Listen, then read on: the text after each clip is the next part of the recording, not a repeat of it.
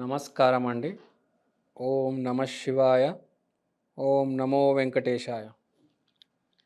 కర్కాటక రాశి, కర్క రాశి 2025 వార్షిక ఫలితాలు. ముందు గ్రహస్థితి. 12వ ఇంట్లో గురువు, 2వ ఇంట్లో కేతువు, 8వ ఇంట్లో రాహు, 9వ ఇంట్లో శని. అంటే పరిస్థితి ఎలా ఉందంటే, నేను నా ఫ్యామిలీ, అమ్మ నాన్న ఓ తమిళమ్మాయి, తెలుసు కదా మీకు, సేమ్ అదే స్టోరీ. ఈ సంవత్సరం మొత్తం కాన్సన్ట్రేషన్ అంతా మా ఫ్యామిలీ సేఫ్, ఈ డైలాగే.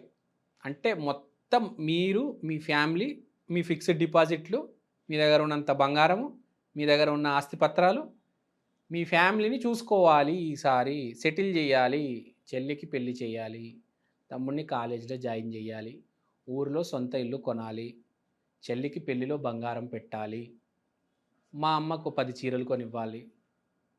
అంటే ఏవో ఇంట్లో ఎవరికైనా ఏదైనా కోరిక ఉంటే అది తీర్చాలి. ఎవడు ఎంతకాలం ఉంటాడో తెలీదు.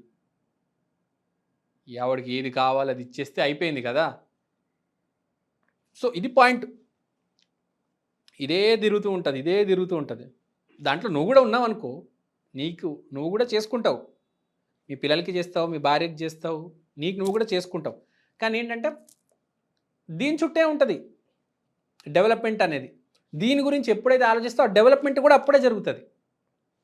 నీకు అర్థమైంది అనుకుంటా.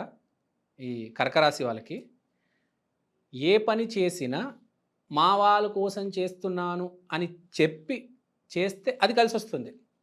ప్రతి మనిషికి ప్రతిసారి ప్రతి సంవత్సరం ఒక కండిషన్ ఉంటుంది. ఈసారి ఇది మీ కండిషన్ కర్కరాశి వాళ్ళు.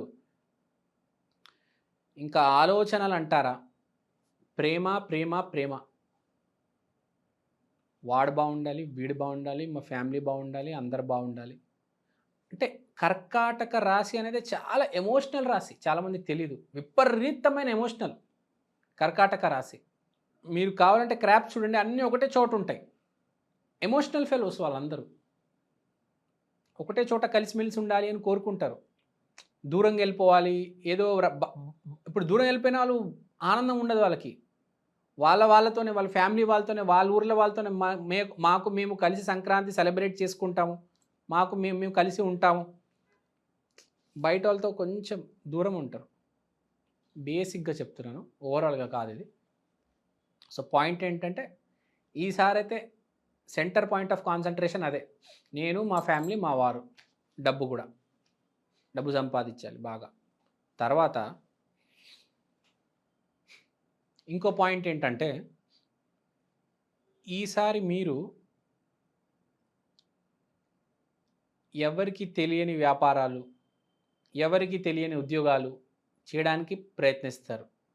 ఎవడో సాఫ్ట్వేర్ జాబ్ చేస్తే మీరు ఇస్రో వైపు వెళ్తారు. అందరూ కిరాణా షాపులు, బట్టల షాపులు పెట్టుకుంటే మీరు రాళ్ళు రప్పలు అమ్ముకోవడము, భూమి కింద దొరికే పదార్థాలు, బొగ్గు, తైలము, పెట్రోలు, ఇలాంటివి. అంటే అందరు చేయరు. ఇప్పుడు రీసెర్చ్ అందరు చేస్తారా? చేయరు. అలా కొంచెం డామినేషన్ కూడా ఉంటుంది మీది ఈసారి. కొంచెం డామినేషన్ బిహేవియరే ఉంటుంది మీది ఈసారి. అది గుర్తుపెట్టుకోవాలి సుమా. మంచిదే అది చాలా. ఎందుకంటే ఈ రోజుల్లో బతకాలంటే మనం కొద్దిగా డామినేట్ చేయాలండి, లేకపోతే సమాజం తొక్కేస్తుంది. బాగా డామినేట్ చేస్తారు, అందరు మంచిగా చేస్తారు, అందరికీ మంచి జరుగుతుంది దానివల్ల. తర్వాత అదృష్టం అంటారా, ఈసారి మీకు అదృష్టం అనేది కష్టంతో పాటు వస్తుంది. అంటే మొదటి అడుగుతో రాదు, చివరి అడుగుతో వస్తుంది. అంటే నువ్వు మధ్యలో ఎక్కడ ఆగిపోవద్దు, కష్టపడుతూ వెళ్ళు, చివరికి సక్సెస్ వస్తుంది, పెద్ద సక్సెస్ వస్తుంది. సో ఈసారి చెప్పే పాయింట్ ఏంటంటే కర్కాటక రాశి వాళ్ళకి కష్టపడండి, ఒకటే దాని మీద ఉండండి, చివరి దాకా కష్టపడండి, చివరి రోజు దాకా కష్టపడండి, మధ్యలో వదిలేయవద్దు. ఎట్టి పరిస్థితిలో ఫినిష్ ఇట్, సంపూర్ణంగా దాన్ని నువ్వు ఫినిష్ చేయాలి. ఎవ్వరికీ నేను చెప్పినట్టు ఏ ఇబ్బంది లేదు. మంచి మార్కులే వేయొచ్చు ఈసారి కర్కాటక రాశి వారికి. 85 మార్క్స్ వేస్తాను నేను. బాగానే ఉంది. ఒక పాయింట్, ఎక్కువ ఎమోషనల్ అయిపోవద్దు. కొంచెం లాజిక్తో ఆలోచించండి. తర్వాత రాత్రిపూట తొందరగా నిద్రపోవాలి మీరు ఈసారి. లేట్ చేయవద్దు. ఆ రీల్స్ చూసుకుంటూ దాని వైపు వెళ్ళిపోవద్దు. తొందరగా పడుకుంటే మీకు మంచిది. ఎంత త్వరగా పడుకుంటే మీకు అంత అదృష్టం కలిసి వస్తుంది ఈ సంవత్సరం. లేట్ చేయవద్దు. 11 కల్లా అయిపోవాలి మొత్తం. 12 దాటకూడదు. అదే చెప్తున్నా. సో మీరు అది గుర్తుపెట్టుకోండి. చాలా పాయింట్స్ ఉంటాయి ఇంకా చెప్పేవి. ఇంకా చెప్పాలంటే చాలా పాయింట్స్ చెప్పొచ్చు. సో కర్కాటక రాశి వాళ్ళకి మనం అనుకున్నది ఏంటి? కష్టపడండి, కలిసి వస్తుంది. ఏది చేసినా ఫ్యామిలీ కోసం చేస్తారు. తర్వాత కొంతమందికి ఈ కర్కాటక రాశి వాళ్ళకి ఎలా ఉంటుందంటే జాతకమే బాగోదు. అంతే కదా. ఇప్పుడు కొంతమంది జాతకం బాగాలేకపోతే ఏం చేస్తాను చెప్పండి కదా. కలిసి రాదు, ఏది చేసినా రివర్స్ అవుతుంది. అలాంటి వాళ్ళు పరిహారం చేసుకోవాలి. ఏ పరిహారం చేసుకోవాలంటే భువనేశ్వరి దేవి. భువనేశ్వరి దేవి పటం కొనుక్కొని మీ ఇంట్లో పెట్టుకోవండి. భువనేశ్వరి దేవిని నమ్మండి. పౌర్ణమి రోజు తూచా తప్పకుండా భువనేశ్వరి దేవిని ఆరాధించాలి. తర్వాత మీరు కుదిరితే మీకు దానంలో పాలు, మిల్క్ ఇవ్వండి. మిల్క్తో రెడీ అయ్యే స్వీట్స్, పాలకోవా లాంటివి, పాయసం. సో మిల్క్తో రెడీ అయ్యే స్వీట్స్ దానంగా ఇవ్వండి. మండే రోజు కంపల్సరీ టెంపుల్కి వెళ్ళండి. శివాలయానికి వెళ్ళొచ్చు, లేకపోతే అమ్మవారి టెంపుల్కి వెళ్ళొచ్చు. మిల్క్తో తయారయ్యే స్వీట్స్ దానం చేయండి. ఎప్పుడైనా దానం చేస్తే మంచిది. రూపాయి దానం చేస్తే 10 రూపాయలు తిరిగి వస్తుంది. అంతా బాగానే ఉందండి. No need to worry. All is well. అంతా మీ మంచికే జరుగుతుంది. కష్టపడుతూ వెళ్ళండి అంతే. నేను చెప్పే మాట వినండి. So all the best and keep running. Thank you so much. నమస్కారం అండి. ఓం నమ శివాయ. ఓం నమో వెంకటేశాయ. 2025 ఈ సంవత్సరం ఎలా ఉండబోతుంది?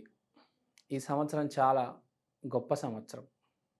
ఈసారి మనకు ఒకటే సంవత్సరంలో 4 వైదిక గ్రహాలు, 2 ఔటర్ ప్లానెట్స్ మారబోతున్నాయి.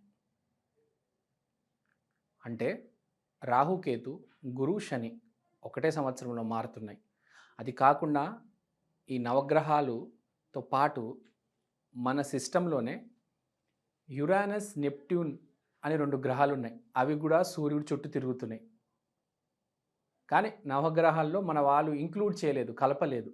కానీ ఆ 2 గ్రహాలు కూడా రాశి మారుతున్నాయి ఈసారి. అంటే చూసుకుంటే 6 గ్రహాలు రాశులు మారుతున్నాయి ఒకటే సంవత్సరంలో. అది కాకుండా షష్ఠగ్రహ కూటమి అనేది కూడా జరగబోతుంది. ఇప్పుడు దీనివల్ల జరిగేది ఏంటి అని మనం చూసుకుంటే మోస్ట్ ఇంపార్టెంట్, మనకు 2 వర్డ్స్లో చెప్పాలంటే చాలా simple. War zone, economic crisis. War zone అంటే ఏంటి? ఇప్పుడు అమెరికా, యూరోప్ లాంటి దేశాల్లో ఇప్పుడు మనం ఆల్రెడీ చూస్తున్నాం, యుద్ధం అనేది బాగా పుంజుకొచ్చింది. అంటే ఈ గొడవలు జరగడం వల్ల కంపెనీస్కి డ్యామేజ్ అవుతాయి. ఇప్పుడు అమెరికాలో సాఫ్ట్వేర్ కంపెనీస్కి ప్రాజెక్టులు లేకపోతే ఇండియాలో ఇక్కడ జాబ్స్ ఎలా ఉంటాయండి? సో ఒక రిసెషన్ అనేది రాబోతుంది. సో చాలామంది వ్యాపారాలకి షిఫ్ట్ అవ్వడం అనేది జరుగుతుంది.